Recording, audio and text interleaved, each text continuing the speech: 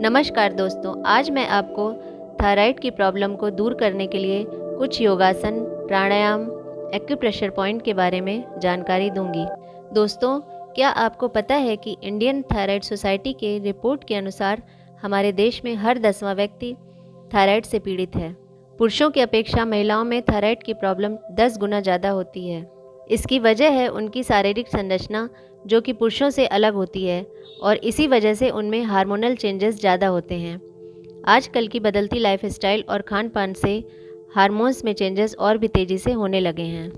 Thyroid gland का relation हमारी पाचन क्रिया से है। ये ग्लैंड हमारी बॉडी में मेटाबॉलिज्म को कंट्रोल करती है।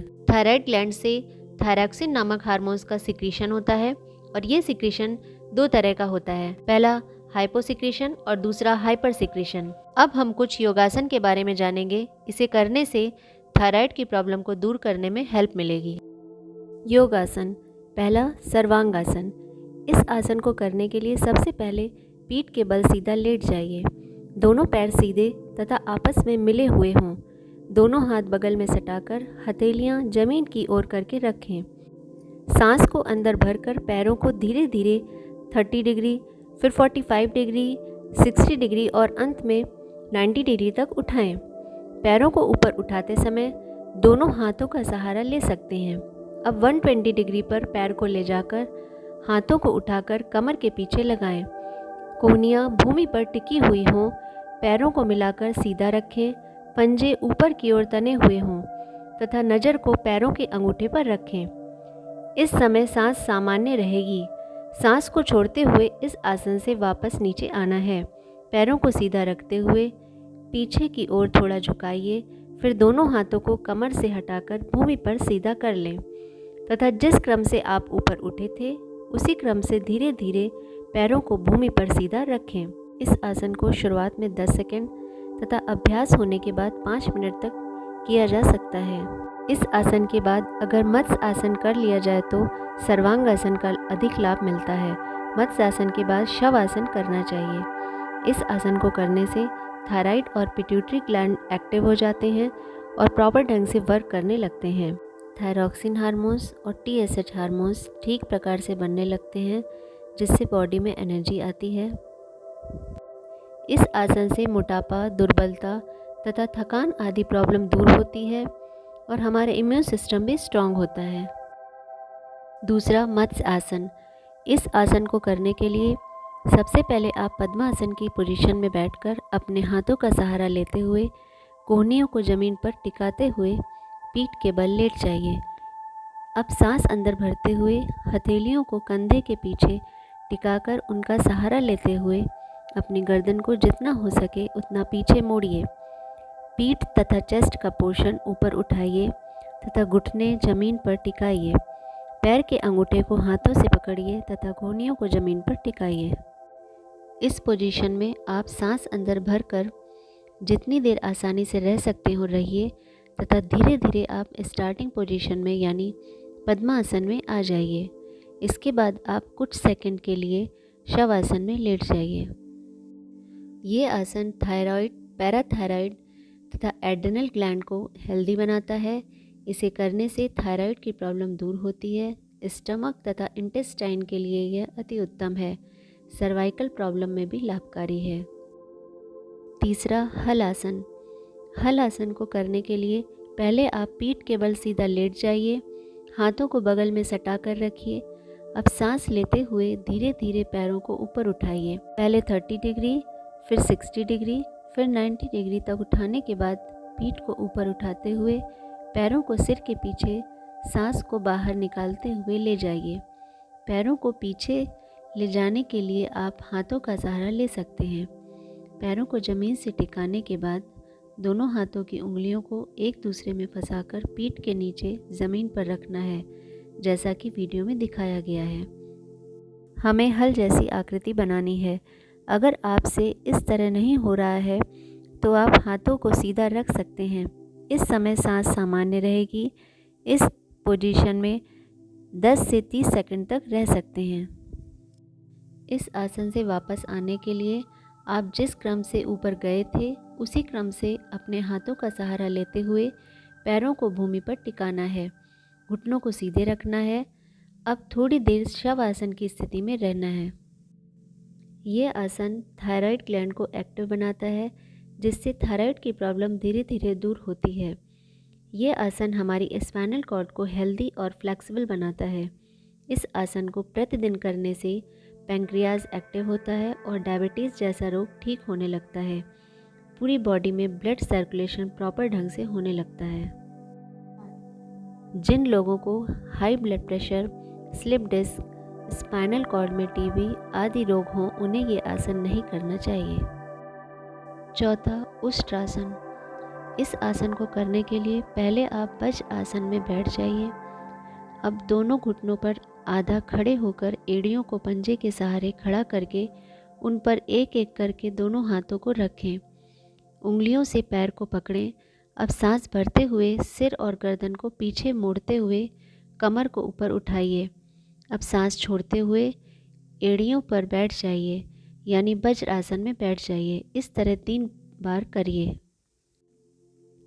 ये आसन थायराइड के लिए अत्यंत उपयोगी है। सर्वाइकल प्रॉब्लम, स्पाइनल कॉर्ड की प्रॉब्लम के लिए लाभकारी है। अस्थमा पेशेंट के लिए भी फायदेमंद है। अब मैं आपको भुजंग आसन के बारे में बताऊंगी। भुजंग आसन को सर्पासन भी कहते हैं। इसमें हम सर्प यानी स्नेक की तरह आकृति बनाते हैं। इसे करने के लिए सबसे पहले आप पेट के बल लेट जाइए। हाथों की हथेलियां भूमि पर रखिए तथा हाथों को चेस्ट के दोनों ओर रखिए। कोहनियाँ पीछे ऊपर की ओर उठी हुई हों। पैर सीधा रखिए। पंजे आपस में मिले हुए हों तथा पीछे की ओर तने हुए जमीन पर लगा कर रखिए।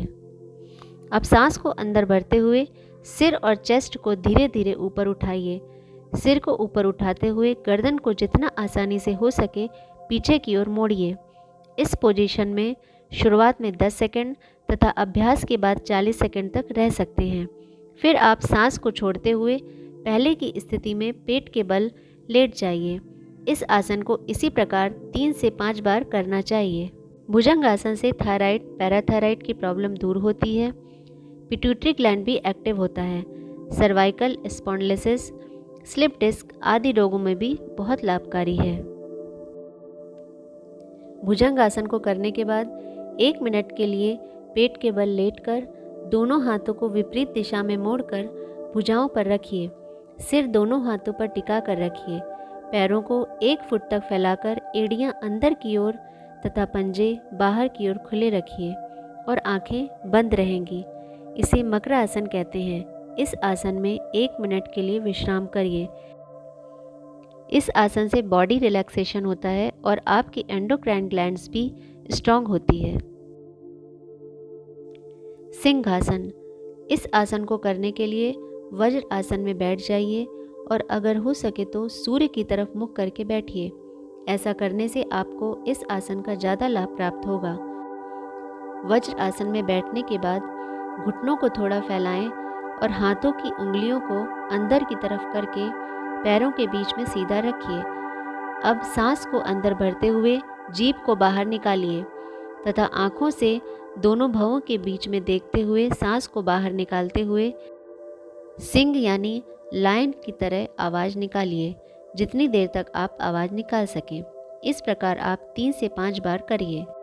इस आसन को करने से थायराइड, पैराथायराइड, टॉन्सिल तथा सभी गले से रिलेटेड रोग दूर होते हैं। कान के रोगों तथा अगर किसी को प्रोनाउंसिएशन में प्रॉब्लम है तो ये आसन उसमें भी उपयोगी है। इस आसन से आवाज़ भी अच्छी होती है। अब मैं आपको नेक रोटेशन के बारे में बताऊंगी। सबसे पहले सीधे खड़े हो जाइए। दोनों पैरों के बीच आधा फुट का गैप रखिए तथा हाथ पैरों के बगल में सीधा रखिए। अब अपने नेक को पहले सांस लेते हुए पीछे ले जाना है। फिर 1 सेकंड रुकने के बाद सांस छोड़ते हुए नीचे झुकाना है। इस तरह आपको 7 बार करना है। फिर नेक को सीधा कर लेना है। अब नेक को सांस छोड़ते हुए नीचे झुकाइए और राइट साइड से सांस लेते हुए नेक को क्लॉकवाइज घुमाइए, मतलब पीछे ले जाकर फिर लेफ़्ट साइड तक आते आते सांस छोड़कर सिर को नीचे झुका लेना है। इस तरह हमारा 1 रोटेशन पूरा होगा और इसी प्रकार हमें 7 रोटेशन पूरा करना है। क्लॉकवाइज रोटेशन 7 बार करने के बाद फिर हमें इसी तरह एंटी क्लॉकवाइज रोटेशन यानी दूसरी डायरेक्शन में नेक को 7 बार घुमाना है। Anti clockwise rotation left side से शुरू होगा।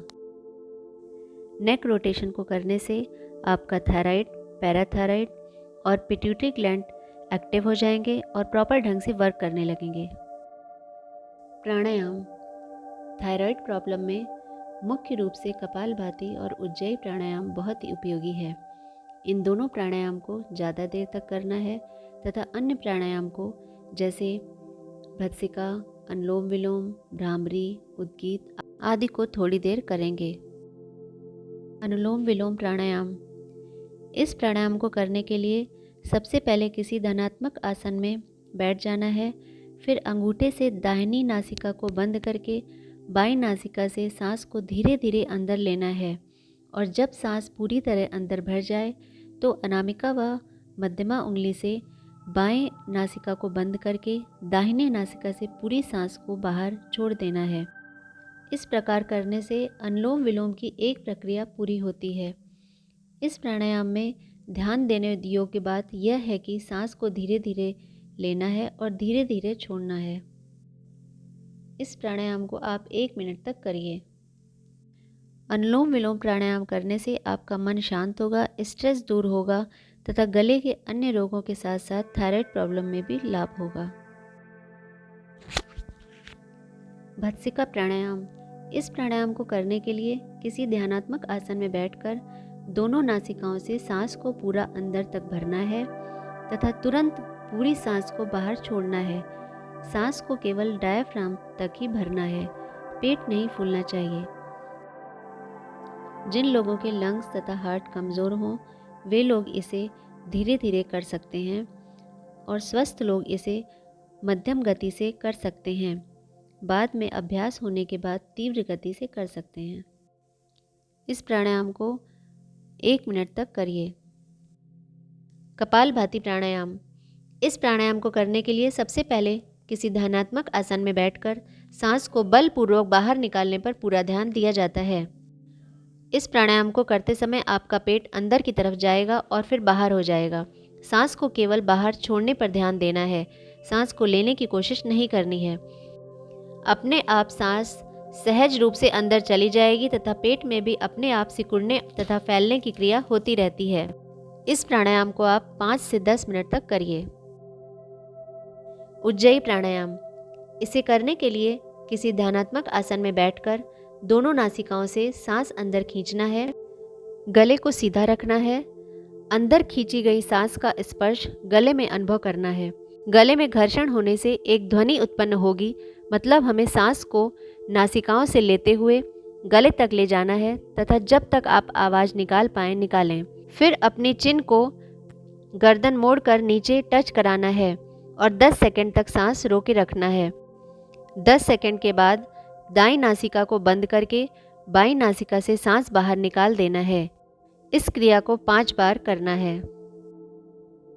भ्रामरी प्राणायाम। इस प्राणायाम को करने के लिए पहले पूरी सांस लेना है, फिर अपनी इंडेक्स फिंगर यानी तर्जनी को दोनों आँखों के ऊपर रखना है। मिडिल फिंगर को नासिका के मूल में आँख के पास दोनों ओर से थोड़ा दबाना है। रिंग तथा लिटिल फिंगर को भी नासिका के दोनों ओर लगाना है। अपने थंब से दोनों कानों को पूरा बंद करना है। अब भ्रमर की भांति गुंजन करते हुए अपने मन को आज्ञा चक्र पर केंद्रित करना है। यह क्रिया कम से कम 5 बार करना है। उद्गीत प्राणायाम। इस प्राणायाम में ओम यानी ओम शब्द का उच्चारण करना है। ये ओम शब्द 3 अक्षरों से मिलकर बना है, आ, उ और हुम। इन तीनों अक्षरों का उच्चारण हमें 7-7 बार करना है। इस प्राणायाम का डिटेल मैंने अपने प्रीवियस वीडियो में बताया है, जिसका लिंक डिस्क्रिप्शन बॉक्स में दिया है। इन सभी प्राणायाम को करने से थायराइड ग्लैंड के साथ साथ आपके सारे एंडोक्राइन ग्लैंड्स एक्टिव हो जाते हैं तथा उनसे हार्मोन्स का प्रॉपर सिक्रीशन होने लगता है। थायराइड प्रॉब्लम के साथ साथ सर्दी जुकाम, tonsil, blood pressure, mental tension, अनिद्रा आदि रोग भी दूर होते हैं। मुद्रा। शून्य मुद्रा। शून्य मुद्रा को करने के लिए मध्यमा उंगली यानी मिडिल फिंगर को अंगूठे के मूल में लगाकर अंगूठे से हल्का दबाते हैं तथा शेष उंगलियां सीधी रहती हैं। इस मुद्रा को करने से गले के रोग, एवं थायराइड प्रॉब्लम में लाभ होता है। कान के रोग और हृदय के रोग भी दूर होते हैं। एक्यूप्रेशर पॉइंट्स TW2, LI4 और विशुद्ध चक्र। इन सभी पॉइंट्स पर अपने फिंगर की हेल्प से 5-5 मिनट के लिए दिन में 3 बार प्रेस करना है। आयुर्वेदिक टिप्स। हमें अपने डाइट में ड्राई फ्रूट्स को शामिल करना चाहिए। इससे हमारे हार्मोन्स कंट्रोल में रहते हैं। कभी कभी डिहाइड्रेशन के कारण भी कुछ हार्मोन्स का निर्माण अधिक होने लगता है, इसलिए दिन भर में उचित मात्रा में पानी पिएं। हमें अपनी डाइट में दालचीनी पाउडर, हल्दी, अदरक, लहसुन, जीरा, करी पत्ता, काली मिर्च को शामिल करना चाहिए। इससे हमारे हार्मोन्स का सिक्रेशन प्रॉपर ढंग से होता है। Thanks for watching. Please like, subscribe and share the video.